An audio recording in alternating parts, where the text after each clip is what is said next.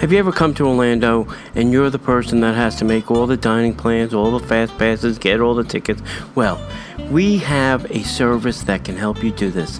This is the best service. They are themeparkconcierge.com. You can call them up at 407-257-9973. Tell them your plans. They'll send you a little profile, get some information about you and your traveling party, what you want to do, what you don't want to do. And then they can set up a custom plan for you. And they'll take you around the parks. They'll make the dining plans. They'll get the fast passes. They'll take you to Walt Disney World. They'll take you to Universal. They'll take you to Busch Gardens, to SeaWorld, to Legoland, to all of those places. And they will do all of the work for you. Contact them at themeparkconcierge.com. Check them out on Facebook at facebook.com/Ramon VIP Concierge, or email them at ramon@themeparkconcierge.com. I am telling you, you will not be disappointed. And if you tell them the Disney Parks Podcast sent you, you'll get 10% off your order.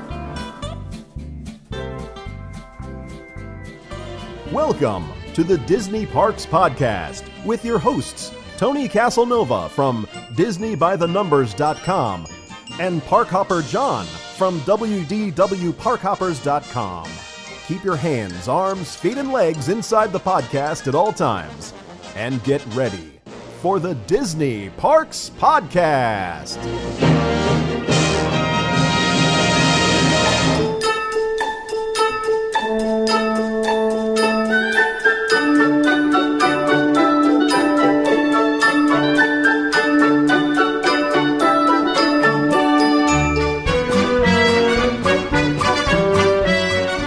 We've got 5 price hikes and upcharges. Oh, yeah. I love that word, upcharges. It's my favorite. Mm-hmm. That Disney is bringing in. That's not the word Disney uses. What do they use? Premium. Premium experience. Premium and luxury. Yeah. Yep. And what's the other one? There's another one, yeah. Premier. Yeah. So we basically have Disney's thinking outside the box on ways to make more money. More money. You know, and as a we need a cash register sound. Yeah, cha-ching. As a what's the word I'm looking for? As a shareholder, I'm not totally unhappy about that. As a guest, on the other hand, not so much. I'm a little pissed. I'm not really. I want to start with the first one because I have some theories around this one. Okay. Because it even happened this weekend. All right, so the first one is that preferred parking upcharges are coming to Disney Springs. Now, there's two things. Just this weekend, I was out to dinner with two of our friends, the R&Rs. That's not rest and relaxation. Keep going. And we were talking about, hey, remember the days where you used to just, park behind the World of Disney store in that small little lot? Yeah. You used to run in, get something, get back in the car, and you'd be in and out in like 30 minutes. Oh, yeah. Whatever happened to those days? I said, well, they built a parking garage. They gone. Those days are gone. So now, that experience can come back if you're willing to drop $20. So the Lemon parking lot, all the parking lots now at Disney Springs are fruit. There's the strawberry, there's the lime garage, orange garage, lemon, and I think grapefruit. So Lemon is now down by the marketplace, and it's that very small little strip lot. It's down to nothing really. Right. There's also valet parking in that lot. I think valet and now premium parking are going to be the only two things you can do in that lot. It's going to be my guess. And it's to the right of the line. If you're looking at the Lime Garage, it's to the right of that. It's right behind the World of Disney. Right. $20. You can park there. It's now your preferred parking. Now, if you don't want to park on that side, you can go all the way over on the other side and directly behind Cirque, not behind, directly in front of Cirque. There's the orange, and then there's a small lot, and then to the right of that is what is called the grapefruit lot. And Nice. you can park in the grapefruit lot All right.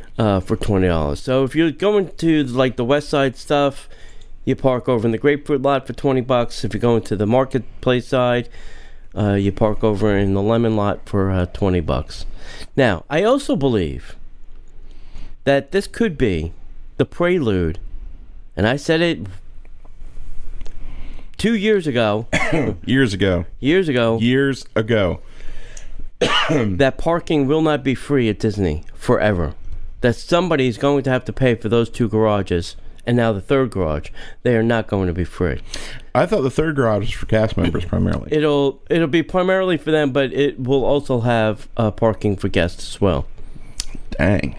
Yeah, and I think this is a prelude to that. Now at Disneyland, the parking is not free for anybody. For pass holders, they have to get an annual parking pass. Not even for hotel guests. There's a nightly parking fee. I think at most of the resorts. I don't think you can park at the resorts for free. California Hotel, Disneyland Hotel. Right. I didn't have a car any of the times I was there because I just Right. didn't feel like driving in LA. Right. But we'll see what's going to happen because I really think this is a test.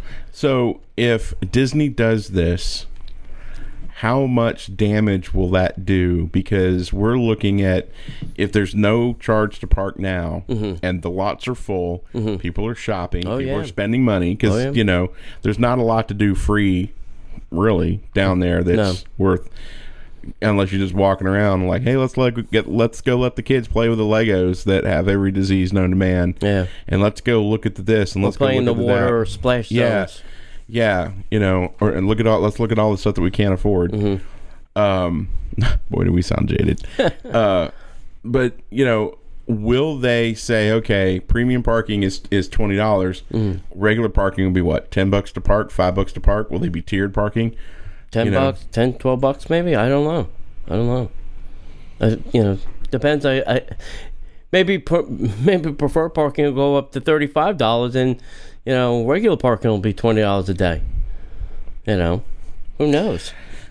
Okay, so dovetailing off of this, there's another story that came out in the news that I think we're talking about this later on. Disney's reporting that worldwide, not so much in the U.S. parks, but worldwide, theme park attendance is down. Sure.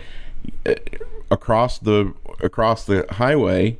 That theme park that shall not be named, the one with the Potter is character? really kicking our butts. Sure. And they seem to be doing everything they can to bring more people in, and it seems to be working. We, on the other hand, they're charging, I think, comparable prices, or sometimes for their new water park more than a Disney water park. Yeah, definitely more than a Disney water park. It's commensurate with Magic Kingdom. Yeah. So now we have a legitimate competition. So at what point, basically my question is, at what point does Disney shoot itself in the foot? Well, all right. My theory is Pandora was not the silver bullet Disney, and we don't know yet. The summer has not Seems started. to be doing okay though. Yeah. It has not started and has not ended, so we don't know what the what it's going to be like on a daily basis this summer. In recent weeks they've been closed. They've closed at 4. You had to wait as far as the other side of the Discovery Island Bridge just to get into the land. But I think what will change the game or tilt the shift of power a little bit will be Star Wars Land and Toy Story Land. Yes. That will shift the attendance a little bit more back in Disney's direction and a little bit less in Universal. But Universal does have other things on the burner coming up. Specifically, we were talking about Nintendo. Right. If they build a Nintendo Land, right, they might actually get me to come back in the park. I haven't been in the park since the 90s.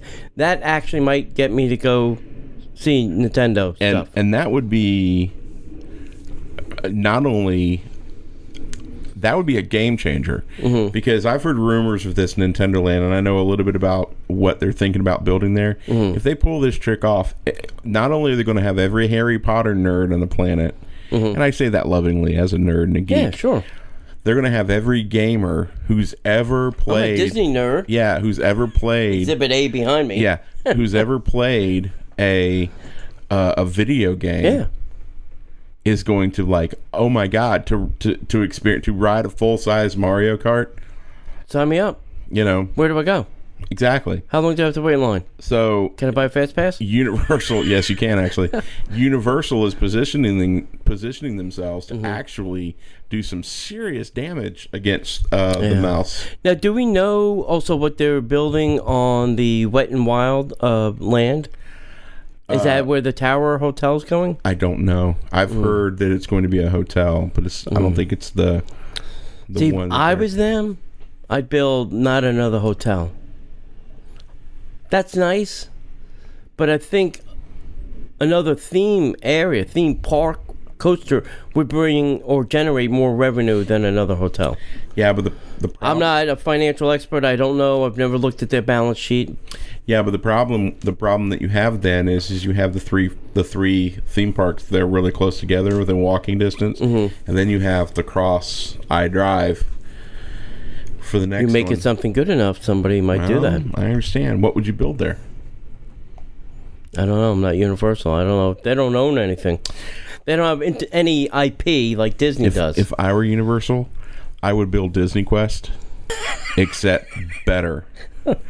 I would build a 4 or 5 story pinball game. One floor would be nothing but pinball machines. One floor would be nothing but like arcade machines. That's a pretty big piece of property for a. Yeah, they're gonna put a resort there.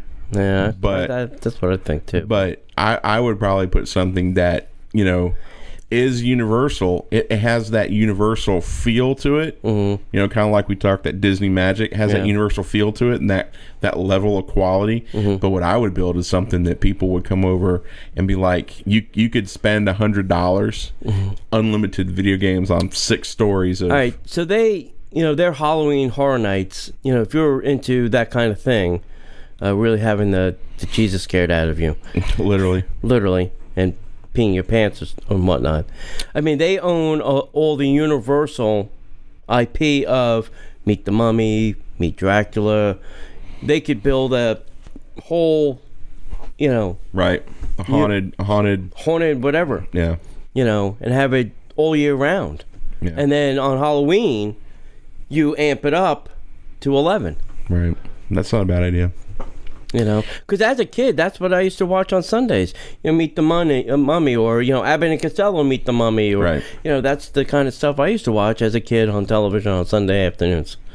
Yeah, and I think they've got that without owning any properties themselves. Mm-hmm. What's the next big franchise? Mm-hmm. So you take Harry Potter off the list, Star Wars off the list, nothing Disney, nothing Marvel.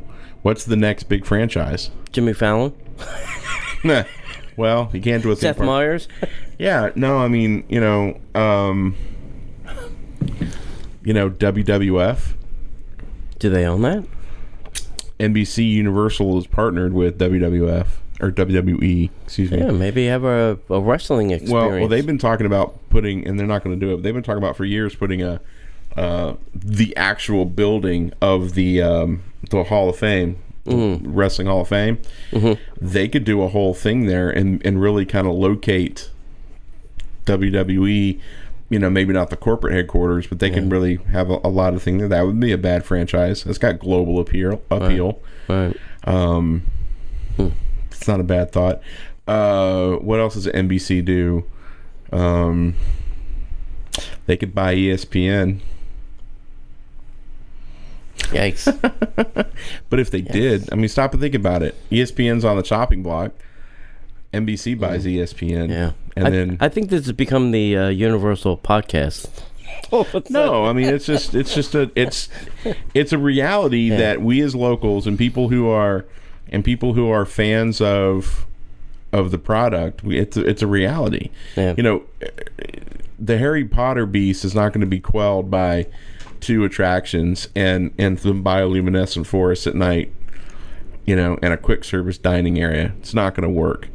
Although, I mean, it's exciting to see all the stuff that's come out of it, but Star Wars Land isn't big enough to be the Harry Potter killer, Toy Story Land's not going to be big enough to be the Harry Potter killer. In combination, it might make a dent, but it's not going to make that big of a dent. If they build a hotel, might, but I don't think it's going to make that big of a dent. Yeah. Anyway, all right. So you were talking about paying to park. Wow, we went down a tangent. Yeah, and we got to pick up some speed here. All right, the second thing that we want to talk about. We talked a little bit about this last week, so I don't think we need to spend a lot of time on it. Right. They're doing an upcharge experience at Epcot where you can rent a boat at the Bayside Marina at Disney's Yacht Club, and it's something called the Day Cruise Around the World, and you can rent a pontoon boat that will take you all the way around Crescent Lake and all the way around World Showcase Lagoon. The experience is just a 60-minute ride, but it does include bagged snacks. I guess you get a bag of nachos, and here's your bag of Lay's potato chips. Yeah, kind of like what we did. Yeah, and soft drinks. You get little individual snack packs. And then the day cruise around the world is going to cost you but a mere $149 per boat. Now, if you divide that amongst 10 guests, that makes sense. Right. You're basically paying $15 a head. Yeah. But that's not too bad because the fireworks cruise is double that. So. But the problem is it's just an hour, and there's nothing. Correct. There's no fireworks. There's no fireworks. Nothing. There's no nothing. You're just basically driving around and you're getting snacky poos, and it's for 1 hour. It's not like you're able to sit out in the sun and hang out. And I think you can rent the boat for less using either an annual pass hold discount or a DVC discount. Yeah, I think you can rent it for less. You could take the boat out, do the same thing, and buy snacks yourself and bring them on the boat. Yeah, but you can't drive around World Showcase Lagoon. They don't allow. No, but you can go certainly as far as you can. Sure. And that might be enough for some people. Yeah. There is a free boat around World Showcase Lagoon. There are 2 of them. Yes. So... why would you pay for that? Yeah, why would you pay $149 to do that? Although you're on a pontoon boat, you're by yourself. You don't have to deal with stinky people, sweaty, crying kids. I guess. If you had to. If you had to. Suffering for the Lord. That's all I got to say. Because I sometimes do that during the summers, is take the boats out. Like, I'll probably do that soon. Probably in July when they open up all the cabins at the Wilderness. Right. Go take some nice pictures. The cabins from the water. Yep. In the hotel and the resort and all that kind of stuff. Yep. So that'd be fun. All right. So let's we talk that to death. Now let's talk the next thing. Next one. We did talk about a little bit. Yeah. We won't talk about the thing itself because we'll talk about that with our news show because it's not in there. But there are dinner packages now available for the music of Pixar Live. And they're allowing you to do breakfast, lunch, or dinner, which is great because you can get off, getting your breakfast, which is only $39 for an adult and $25 for a kid. Lunch is $52 for an adult and $32 for a kid, and then dinner is $57 for the adult and $35. So if you can get there early and do breakfast, then that guarantees you a seat for the show.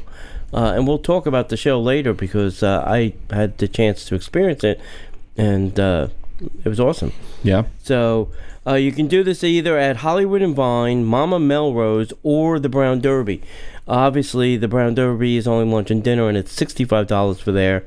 The prices I just mentioned were at Hollywood and Vine, and then Mama Melrose is lunch and dinner, and that's only $45 for an adult and $18 for a kid. And I think it's the best way to see some of these shows because you do get better seating, right?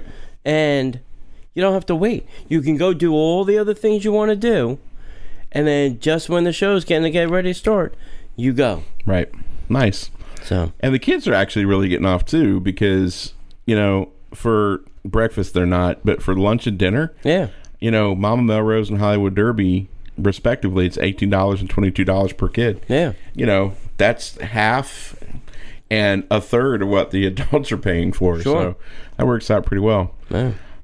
Let's move on since we're butting up against the clock a little bit. Let's talk a little bit about the biggest surprise is, we found out that Mickey's Not So Scary Halloween Party It's going to be very scary if you. It is going to be. If you go to buy a ticket. Yeah, and it's going to be longer. They're going to offer it more times, but the price has gone up. So the 2017 edition of Mickey's Not So Scary Halloween Party is going to feature more dates, which is great, but it's going to be more expensive, and you can get discounts for annual pass holders and DVC members, but the ticket prices are rising between $3 and $10 for most nights, and you said they're on a tier system. Yeah. So depending on your date is determining your price. So let's real quick. Let's talk about the early dates. Are hang on to your butts, kids. $82 for an adult, $77 for a child. But you're going in August to a Halloween party. Right. In the middle of the sweaty, stinky season. Yeah, but there's no guarantee it's going to be cold during October either. So no. But it'll be cooler. Right. So that is through, that's the 2 August dates, and then through most of September minus like the last 2 weekends or the weekends. And then the rest of September is basically, and the first day of October is $88 for an adult and $83 for a kid. Yeah. That's crazy. Scary. Oh, but it gets better. The third tier out of 4 is the dates in October. So all of October that they're doing these are $99 for an adult and $94 for a child. Oh, but Parkhopper John and Tony, I have to go for Halloween, or at least the day after Halloween. Okay. My friends, you are going to pay $115. That's more than a one-day ticket for this special event for an adult, and for a child, $110. So 7 to midnight. What is that? 7, 8, 9, 10, 11, 12. That's 5 hours for $115.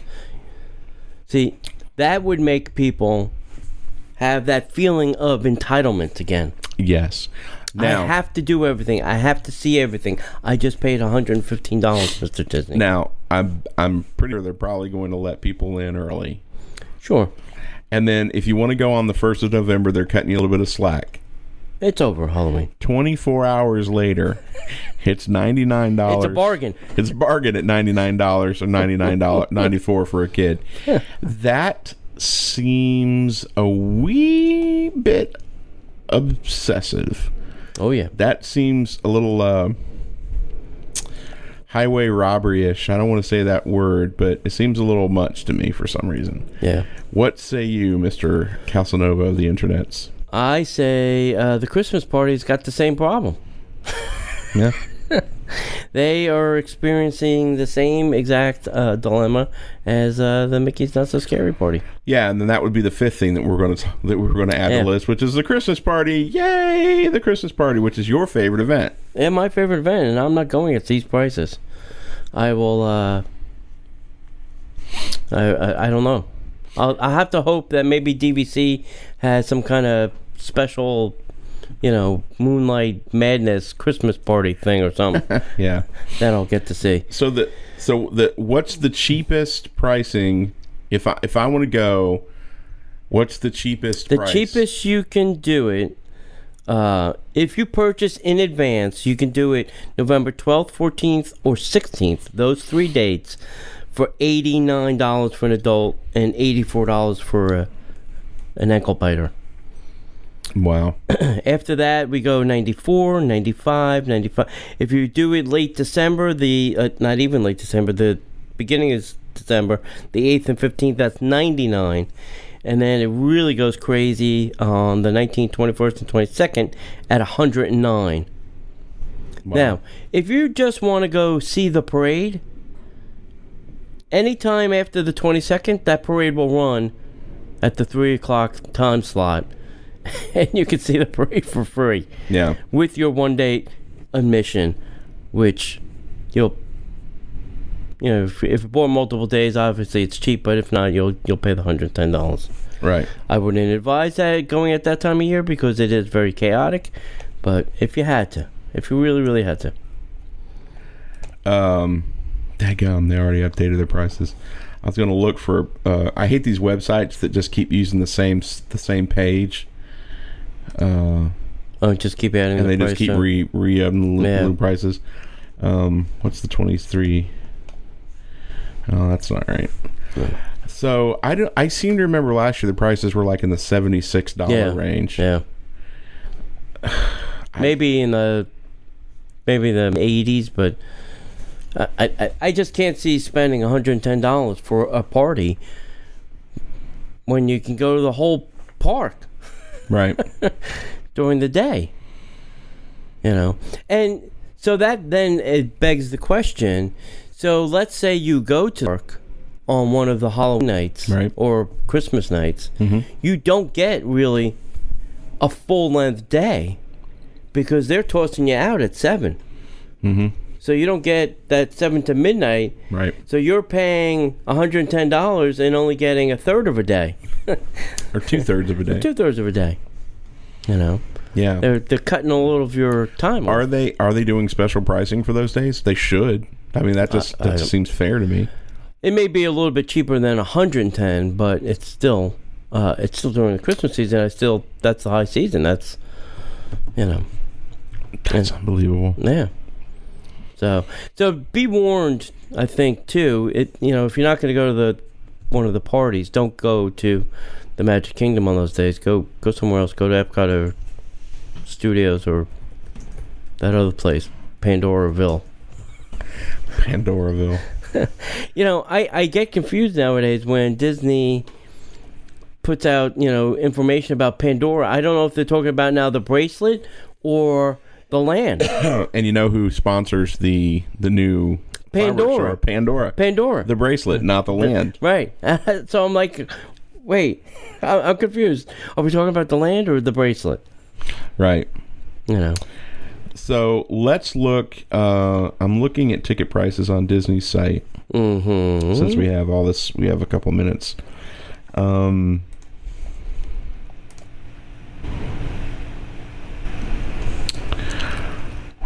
Jeez, let's see here. Okay, let's scooch ahead to December. We should be able to do that since we're in June. Right. Because they only put like 6 months ahead. Whoop, 2018. Went too far. Nope. 1, 2, 3. Here we go. All right, so holy cats. So from the December 1st through the 20th, those are regular days. Those are $107. So you're paying $107 even if the park closes at 7 p.m. The 21st through the 31st, those are considered peak hours, and it's $119. So some of those dates, the park is going to close at 7 p.m. and you are going to pay $119 to be in the Magic Kingdom that day. That's wrong. I would. That's wrong. If I were just regular Joe Schmo park guest, and I booked my vacation, right, I would have a real problem. I paid $119 for today, and I'm only be able to be here for till 7. Mm-hmm. And you know what Disney's response will be? Well, you knew that ahead of time. You're just paying for admission into the park. Yeah. We guarantee no. So here's the thing for me. I love Disney. Mm-hmm. I love Walt Disney World. I love Ubering and people get in the car and they're excited to go to the park, or they're sad because they're going home from the parks and all that good stuff. And it's getting harder and harder for me to keep that passion up for it. Mm-hmm. When you look at all these ways that it's just like, John, Disney's spending a lot of money, and they got to pay for parking lots, and they got to pay for this. Look at all the infrastructure work they're doing. Look at all the things you're doing. But a hotel room for a hotel that has been in existence since 1971 is charging $650 a day. Mm-hmm. Please don't try to tell me that they don't have extra money flopping around for infrastructure. Right. It's really hard, especially when your hotels are at 80% capacity most of the time. Yeah. So it's difficult. It's very difficult for me, and I don't want to be a negative guy. And unfortunately, I'm the negative guy. I can't be that guy. It's like, isn't it great because we're doing this? And I can't be that. They are doing a lot of things, but you have to ask yourself, when's enough is enough? And Right. what is the pain point of the public? When will the public send the message to Disney Enough's that enough. $110 is too much for a one-day ticket? Right. That they can't afford to do that. And maybe this drop in attendance is a reflection, because it's now been a full price year. Right. And maybe people are now saying, I have enough. I can't go every year. I have to go every other year because I, can't go bankrupt going, Right. Exactly. going every year. Right. Because once you're there, you still have to spend more money. There's food, there's drinks, there's, you want to buy something, a souvenir for the kids or whatever. There's special super secret transportation. There's definitely super secret transportation. So as we wrap this up, because we have to prep for the next show, Sure. what are your thoughts? We want to know what you think. So why don't you shoot us an email, DisneyParksPodcast@gmail.com. You can leave us a comment in the show notes here on Patreon, or if you're listening to this through a little later, the Disney Parks Podcast, leave us a comment in the blog post. Right. You can also call the hotline, whose number is escaping me right now. Yeah. I should have it tattooed right here on my computer. On my forehead. Yeah, on your forehead, so I could read it, and it'd have to be backwards. So, but we want to know what you think. Is enough? Does it really matter for people who only come once a year or once every 2 years? Is it okay because it's it's an expense anyway? No matter how expensive a Disney cruise is, people still shell out all the money to go. Oh yeah. So what do you think? We'd love to know. Huh? All right. Let's know. So with that, is there any final words for you, my friend? We'll see you in the parks.